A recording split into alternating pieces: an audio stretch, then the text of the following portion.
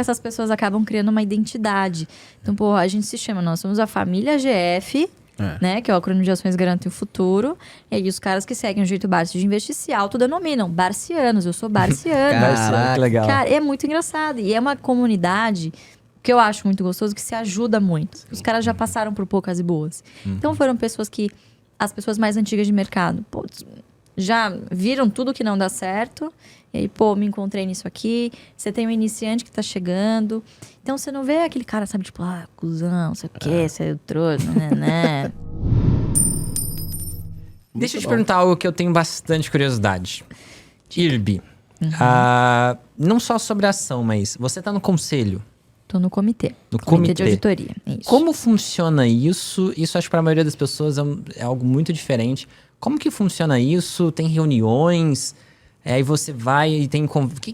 Como que funciona esse trabalho? Legal. Como é que você vai ajudar a IRB a sair dessa rascada? A pergunta seguinte era essa. IRB tem salvação? Que responsabilidade, né? Mas vamos lá, né? Da onde surgiu essa ideia de eu representar meu pai em algumas empresas? Então, primeiro, da necessidade que ele tinha de... ele tinha essa vontade de ter uma representação nessas empresas em que ele tinha ali uma posição acima de 5%, por exemplo, que já era bastante representativa. E aí, quando eu cheguei para ser um pouquinho mais ativa na gestão do portfólio, enfim, eu falei, legal, vou assumir esse chapéu. Ele me passou esse papel também, essa confiança. Comecei em 2016, Conselho Fiscal da Unipar. E Conselho Fiscal é uma boa escola, né? É um negócio muito técnico e que eu já fazia esse trabalho. Então, como analista, é isso, eu escrutinizava o balanço, eu ia nas empresas, conversava com as pessoas, com os colaboradores. Então, boa parte do trabalho de um conselheiro, principalmente conselheiro fiscal, é se ater ali aos documentos e fiscalizar o que a administração está fazendo. Então, ele não é um órgão administrativo, ele é diretamente ligado aos acionistas. Ele é elegido pela Assembleia Geral e você responde aos acionistas e fala, olha, essas contas estão tudo ok pela legislação para você aprovar. Então, é mais ou menos esse o papel do conselheiro fiscal. E aí, fui evoluindo, depois eu entrei no Conselho de Administração da Eternit, que foi, acho que, a maior escola para mim. Eu digo isso com muito orgulho, porque é uma empresa que entrou em recuperação judicial, uma empresa com 80 anos de história, e que é muito legal ver, assim, a paixão com que os colaboradores trabalham ali, sabe? Vestem realmente a camisa da empresa. Então, foi uma excelente experiência para mim estar no conselho de administração de uma empresa que tinha uma tradição, de repente se viu ali com as suas receitas comprometidas, porque teve que mudar de matéria-prima, né? Então, o amianto foi banido definitivamente. Hoje Foi por causa do amianto. Isso. Hoje, o amianto ele é estritamente exportação, né? Não fica nada em território nacional. E 100% das telhas são de fibra de PP, que nós mesmos produzimos, né? Então, toda mudança de processo produtivo, ela é muito traumática para uma empresa fabril. Você tem toda uma curva de aprendizagem, né? Não é simplesmente, usa essa matéria-prima, agora usa outra. Não. Para você fazer a telha, né? Isso que é importante você conhecer o que a empresa faz, né? Para você fazer a telha, é meio que uma receita de bolo ali em que você tem que juntar o cimento, junto com alguns outros componentes, água, tarará, você faz uma maçaroca ali, a receitinha do bolo e vai fazendo a telha, né? Não é tão simples assim. Se você tira o amianto e coloca outro componente, tem uma série de reações químicas com cimento e em pedra no meio do caminho. Então, assim, você tem vários desafios ao longo do caminho que isso demanda tempo. A gente não tinha tempo. A gente estava em recuperação judicial. E, assim, foi uma tempestade perfeita. Ao mesmo tempo em que, poxa, no Brasil a gente estava começando a se recuperar ali 2017, 2018, de uma forte recessão que atingiu em cheio o setor de construção civil, né? Então, cara, foi uma tempestade perfeita e foi um grande aprendizado para mim. Eu digo que a Eternit foi uma escola e que foram 20 anos em 5, assim. Então, eu me deparei com situações em que, eu tive que decidir pela primeira vez em demitir uma pessoa. Puta, é muito difícil. Você tá no conselho de administração, você lida com quantas famílias ali, quantos empregos diretos e indiretos. Deus. Então, é uma responsabilidade gigantesca. Ao passo que, ao mesmo tempo, eu estava crescendo na internet. Então, como você manter a sua autoridade na internet, falar sobre as ações, sobre as coisas com transparência, mas, ao mesmo tempo, cumprindo todas as regras de compliance. Então, esse também foi um desafio que eu tive que aprender a como lidar com isso, né? Com a cobrança das redes sociais, em que as pessoas... Pô, você tá no conselho e agora? Vai subir, vai cair... Não, olha, tem regras muito claras, os períodos em que eu posso falar, o que eu posso falar, o cuidado em que eu preciso... uma frase tirada fora de contexto, as ações caem, ou as ações sobem, ou um acionista pode se sentir prejudicado. Então, assim, é uma seara muito sensível, né? E aí, você tem o meu pai um pouquinho inveja nas coisas, e ele fala, pô, isso aqui é uma porcaria, pô, isso aqui é muito bom. E aí, eu não posso impedi-lo de dar a sua opinião, mas eu, como conselheira, eu preciso ter essa postura centrada. Tomar muito cuidado com as coisas que eu falo. E, cara, isso precisa ter essa seriedade, né? Porque, de novo, você mexe ali com muitas coisas importantes e que mexe com o mercado, mexe com empregos, enfim. E aí vieram algumas outras oportunidades de empresas em que meu pai não me elegia sozinho, então nós tivemos que compor com outros acionistas e que eu presto conta a outros grandes fundos, GIC, BlackRock, então na Klabin hoje, como conselheira fiscal, presto conta a esses outros grandes fundos. Tô na S Brasil, tô no Santander. Então, Que hora você dorme? Sábado, domingo a gente tira. Olha, um monte de empresa. Exato. Então, eu acabei indo por esse caminho, né? Representar meu pai nessas empresas, estritamente nas empresas em que nós somos acionistas. E isso é muito importante, né? Porque existem algumas pessoas que optam pela carreira de conselheiro, mas não têm ações. Então, são conselheiros profissionais. Então, eu sou uma conselheira profissional independente, mas eu tenho ações. Então, obviamente, você acaba entrando ali, determinadas vezes, numa situação que você pode se colocar num conflito de interesse. Então, é muito importante. Por que eu fiz esse disclaimer antes, né? Obviamente, toda vez que você entra em casos polêmicos como esse do IRB, tem muita gente machucada, né? E que uma coisa que você fala, puta, o cara, né, às vezes leva muito a sério. Então, sempre tem que ser muito delicado.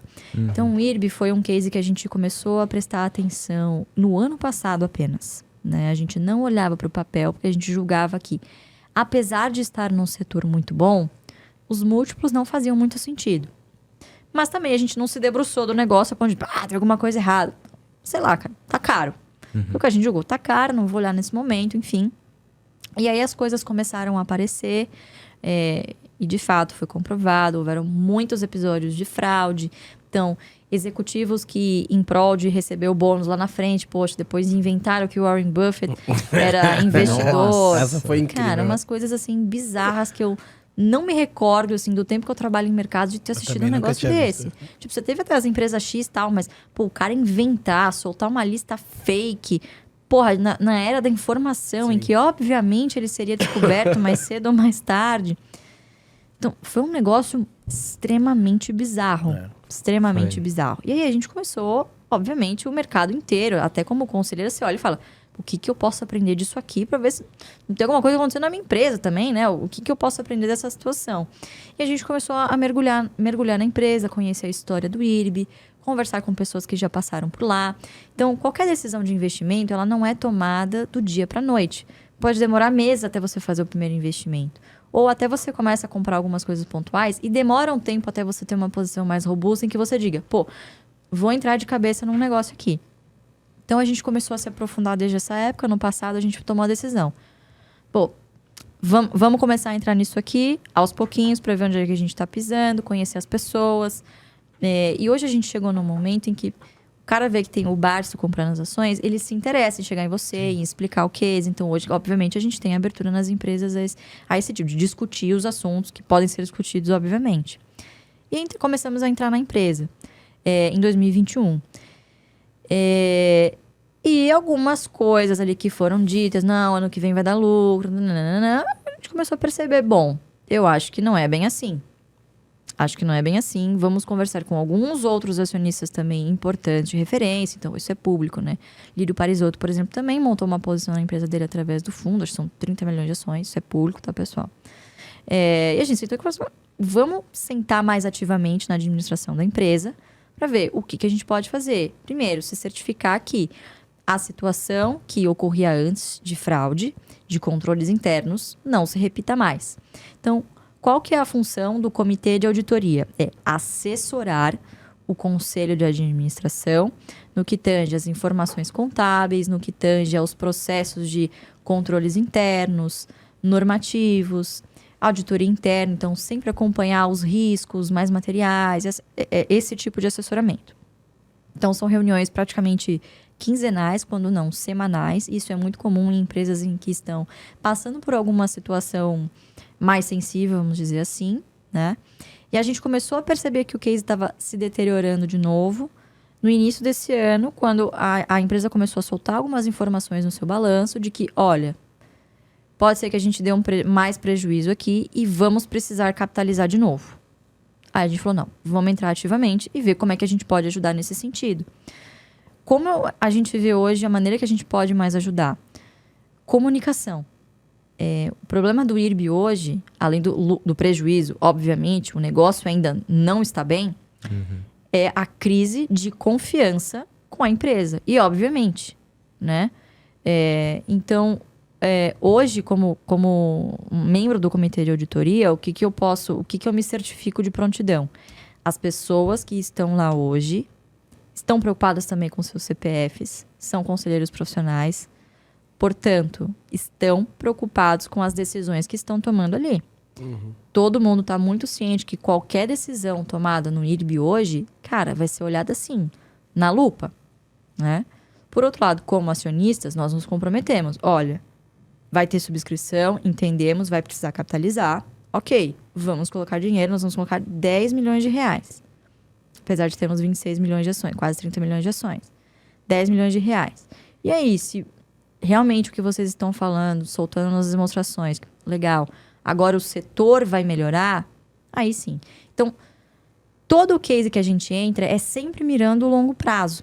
E às vezes eu recebo perguntas semanais. E agora? Tá bom pra investir? E agora? E agora? E agora? E agora? E agora? E agora? Tipo, sabe o burrinho do Shrek? A gente já chegou? A gente já chegou? A gente já chegou? A gente já chegou? Sim. Então, Unipar deu errado por 10 anos antes de finalmente dar certo. Paranapanema ainda não deu certo.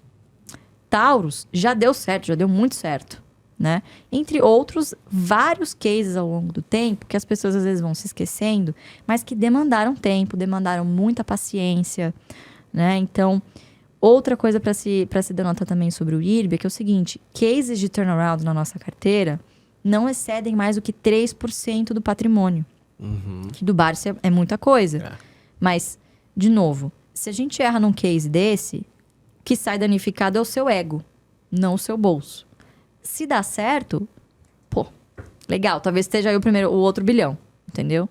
Então, a mídia também é uma grande responsável sobre isso, porque as pessoas leem a manchete, não vão até o fim. Então, por mais que eu esteja toda semana no Pregão AGF no YouTube, falando, pessoal, empresas de turnaround, é o dinheiro da pinga, não do leite, o cara lê a manchete, Barça está comprando IRB, nossa, Barça falou que é uma grande oportunidade.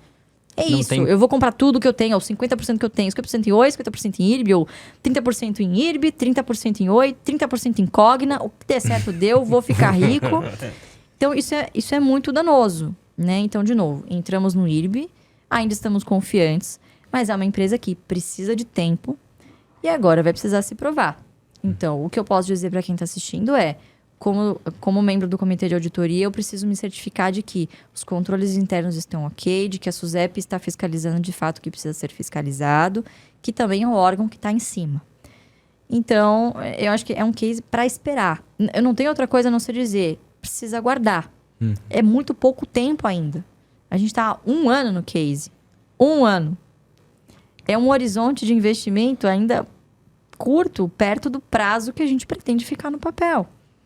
Né? Então, a pessoa precisa ter paciência, entender que este é um setor, sim, perene, mas que está passando por uma fase complicada em que 2020 nós tivemos pandemia, 2021 nós tivemos quebra de safra e boa parte das receitas do IRB provenientes de subscrição rural. Então, agora parece que estamos entrando numa fase, num ciclo mais positivo do setor, certo? Então, precisa aguardar. Fomos acionistas na semana passada, somos acionistas essa semana, provavelmente seremos acionistas na semana que vem. Então, quanto ao problema do tipo, de repente o Barça vendeu suas ações e você não ficou sabendo, não temos nem como fazer isso, não temos nem essa intenção, nunca foi feito isso. Não é à toa que a pessoa só tem uma reputação porque, Sim. né, a reputação dela a precede. Então, a gente entende a responsabilidade que a gente tem perante o mercado e perante a responsabilidade que a gente assumiu no IRB, na minha figura pessoalmente. Então, não adianta ficar perguntando toda semana. Não é toda semana que temos uma novidade. Então, precisa aguardar. A administração que está lá hoje está trabalhando em prol de recuperar a empresa. Vamos ver se vão ser bem-sucedidos ou não. De novo, como eu disse, né? Investir só tem 2 caminhos. O do lucro ou do loss, ou da perda. Quando você confia muito na sua tese de investimento, você vai lá, coloca dinheiro e espera obter um resultado disso. É o que nós estamos fazendo no momento. Então, se você é uma pessoa que está começando a construir a sua carteira agora, não tem tempo de acompanhar, não tem estômago, cara, não é um case para você neste momento. Foca mais nas ações de dividendo, que é o que a gente faz todo dia, feijão com arroz. Não nessa última porta da esperança. Né? Faça isso depois que você já tem uma carteira bem consolidada, você tem o dinheiro da pinga ali para colocar em algumas coisas desse tipo. Então é um case que precisa ter muito cuidado ainda, porque é um case de turnaround.